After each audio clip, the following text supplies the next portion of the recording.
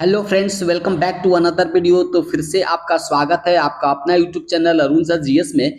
आज top 25 question in general science से हमने सिलेक्ट किया है और सच क्षमता परीक्षा 2023 दिसंबर महीने में होने वाली है। उसको देखते हुए ये महत्वपूर्ण हो जाता है सारे प्रश्न, और ये जितने भी प्रश्न हैं वो अक्सर परीक्षाओं में आते रहते हैं। तो पहला क्वेश्चन हम लेते हैं।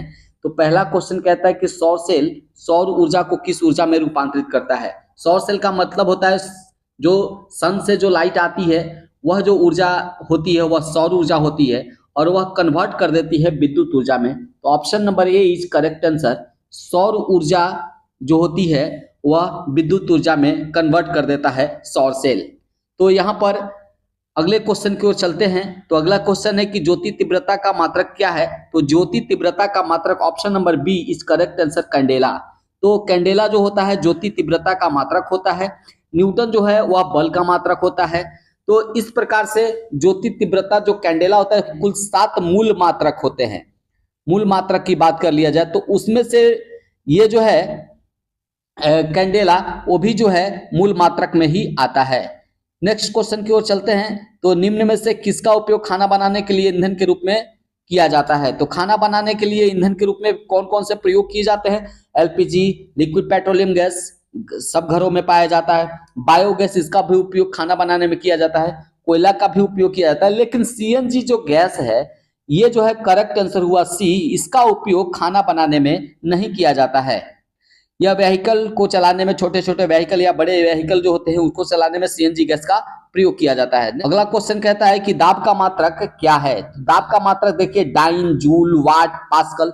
तो दाब का मात्रक जो होता है वह पास्कल होता है। पास्कल एक वैज्ञानिक थे और उन्हीं के नाम पर यह दाब का मात्रक जो है वह पास्कल हो गया।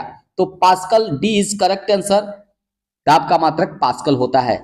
अगले क्वेश्चन की ओर चलते हैं। प्रकाश संश्लेषी अंगक में इसमें से कौन है। तो प्रकाश संश्लेषी जो अंग होते हैं उनमें से कौन है। एस्टोमेटा, जड़, हरित लवक, पत्ती।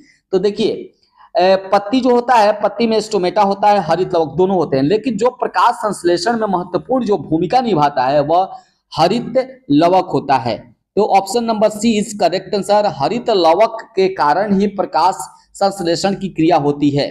और एस्टोमेटा जो होता है वह छिद्र होते हैं पत्ती में जिससे वाष्पोत्सर्जन की क्रिया होती है। जड़ आप समझ में करते हैं। अगला क्वेश्चन लेते हैं। तो अगला क्वेश्चन निम्नलिखित में से समय कौन सा मात्रक नहीं है। समय का कौन सा मात्रक नहीं है। तो चलिए चलते हैं, देखते हैं। प्रकाश वर्ष, अधिवर्ष, प्रकाश वर्ष, अधिवर्ष, चंद्रमास और इनमें से कोई नहीं। तो प्रकाश वर्ष जो है यह देखने में तो वर्ष लिखा हुआ है समय, लेकिन यह समय का मात्रक नहीं होता है, यह दूरी का मात्रक होता है। यह खगोलीय दूरी की मात्रक कह लिया जाए तो प्रकाश वर्ष होता है।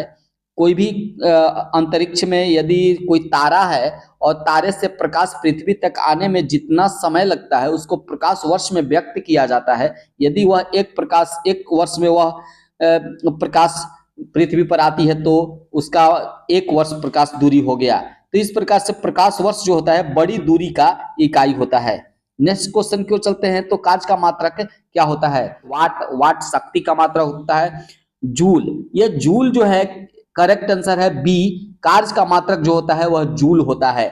न्यूटन तो बल का मात्रक होता है और विद्युत धारा का मात्रक एम्पियर होता है। नेक्स्ट क्वेश्चन की ओर चलते हैं। तो पार्सेक किसकी इकाई है। तो पार्सेक जो होती है वह दूरी की सबसे बड़ी इकाई होती है। यानी कि प्रकाश वर्ष से भी बड़ा जो यदि दूरी इकाई कोई है तो वह होता है पार्सेक। तो पार्सेक जो है करेक्ट आंसर हो गया डी इसका, कि दूरी की इकाई है। उसके बाद नेक्स्ट अगला क्वेश्चन की ओर चलते हैं। तो प्रकाश वर्ष किसकी इकाई है। तो प्रकाश वर्ष जो होता है आपको पहले ही बता दिया गया है कि प्रकाश वर्ष दूरी की इकाई होती है। तो option number C is correct answer. अब उसके बाद आगे चलते हैं। तो ओलंपिक चिन्ह का क्या अर्थ होता है। तो ओलंपिक जो होते हैं निरंतरता, अखंडता, खेलने की ललक और चैलेंज। तो इसमें निरंतरता जो बनाए रखना है वह ओलंपिक का चिन्ह का अर्थ होता है। तो option number A is correct answer.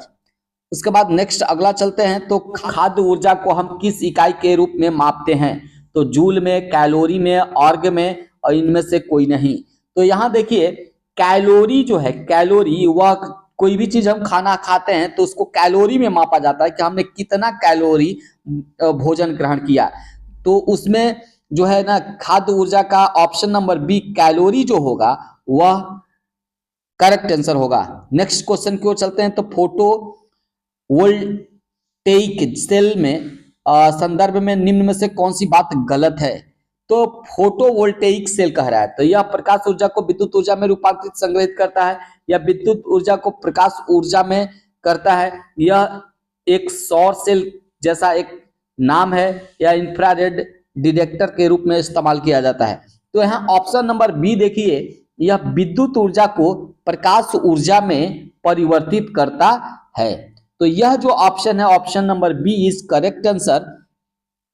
यह विद्युत ऊर्जा को प्रकाश ऊर्जा में है वह कन्वर्ट करता है। नेक्स्ट क्वेश्चन की ओर चलते हैं। तो अगला क्वेश्चन है कि विद्युत मात्रा की इकाई क्या होती है? विद्युत मात्रा या धारा की जो इकाई होती है विद्युत धारा की वह होती है एम्पियर। एम्पियर जो होता है वह विद्युत धारा की मात्रक होता है। तो option number C is correct answer. उसके बाद अगले क्वेश्चन की ओर चलते हैं। तो एक लेंस की प्रकाशीय शक्ति 2.0 डायोप्टर है और यहाँ डी का अर्थ क्या होता है? तो डी दूरी, फैलाव, डायोप्टर। तो डायोप्टर डी जो होता है डायोप्टर होता है जो लेंस की जो शक्ति है जो पावर है उसको मापने का जो मात्रक है वो डायोप्टर में मापा जाता है। तो option number C is correct answer, dioptre. D का अर्थ डायोप्टर होता है। अगले क्वेश्चन की ओर चलते हैं। तो एसआई पद्धति में लेंस की शक्ति अभी आपने पढ़ा डायोप्टर। तो लेंस का जो पावर होता है, लेंस की जो शक्ति होती है वह डायोप्टर में मापा जाता है। Option number C is correct answer. उसके बाद आगे चलते हैं। तो अगला है कि अदिश राशि क्या है? अदिश राशि क्या है? तो अदिश राशि जो है वह बल आघूर्ण है, गलत है, ये सदिश राशि है। ऊर्जा, option number B is correct answer. तो ऊर्जा जो है वह अदिश राशि है, जबकि बल आघूर्ण और संवेग ये दोनों जो है वह सदिश राशि है। यदि सदिश राशि की बात कर लिया जाए तो सदिश राशि वो होते हैं जिसमें ब अब प्लस व आ जाए, वो अधिकतर जो राशियां होती हैं वो सदिश राशि होती हैं। जैसे बल आघूर्ण हो गया, उसके बाद संवेग व आया है, संवेग में व बीच में आ गया है, संवेग हो गया। उसके बाद में वेग हो गया। तो बहुत सारे ऐसे आपको मिलेंगे जिसमें ब और व आ जाए। और तो नेक्स्ट क्वेश्चन की ओर चलते हैं। एम्पियर क्या मापने की इकाई है? तो एम्पियर से क्या मापा जाता है फ्रेंड्स? तो एम्पियर जो है विद्युत धारा का मात्रक होता है। तो करंट को विद्युत धारा कहते हैं। तो option number A is correct answer. तो करंट जो होता है एम्पियर की मात्रा, जबकि प्रतिरोध जो होता है प्रतिरोध का मात्रक ओम होता है। पावर जो होता है शक्ति का मात्रक वाट होता है। अगले क्वेश्चन की ओर चलते हैं। निम्नलिखित में से कौन सा सदिश राशि नहीं है? तो सदिश राशि नहीं है वेग, तो वह आ गया, तो ये तो सदिश राशि है। संवेग वह आ गया है बीच में, ये भी सदिश राशि है। द्रव्यमान, देखिए ये जो है द्रव्यमान, इसमें ये जो है द्रव्यमान वह एक अदिश राशि है, अदिश राशि द्रव्यमान। तो यहाँ पे ऑप्शन नंबर सी जो हो गया वह सदिश राशि नहीं है। बाकी देखिए कोणीय वेग, संवेग ये जो है सदिश राशियां हैं। अगले क्वेश्चन की ओर चलते हैं। तो अगला क्वेश्चन कहता है कि इंसुलिन का आविष्कार किसके द्वारा किया गया था? तो इंसुलिन जो होता है वह मधुमेह के जो बीमारी होता है उसमें दिया जाता है इंजेक्शन, और इसका जो शोधकर्ता और जो आविष्कारक थे वो थे बेटिंग जो थे वे इंसुलिन के आविष्कारक इनको माना जाता है। तो फ्रेंड्स यहाँ पर बी जो ऑप्शन है वह सही आपका आंसर है। अगले क्वेश्चन की ओर चलते हैं। तो अगला क्वेश्चन कहता है कि अप्राकृतिक रूप से फलों को पकाने के लिए किस गैस का इस्तेमाल किया जाता है? Ethylene, ethane, carbon dioxide, acetylene. तो इसमें से ए ऑप्शन जो है एथिलीन इसका नाम है, और यह जो ऑप्शन है वह करेक्ट आंसर है, क्योंकि कच्चे फलों को पकाने के लिए या अप्राकृतिक रूप से फलों को पकाने के लिए एथिलीन का उपयोग किया जाता है। अगला क्वेश्चन और अंतिम क्वेश्चन फ्रेंड्स यहां पर आते हैं। तो अंतिम क्वेश्चन कहता है कि दूध की शुद्धता किस यंत्र से मापी जाती है? तो दूध की शुद्धता लैक्टोमीटर, मैनोमीटर, पीरोमीटर, टैकोमीटर।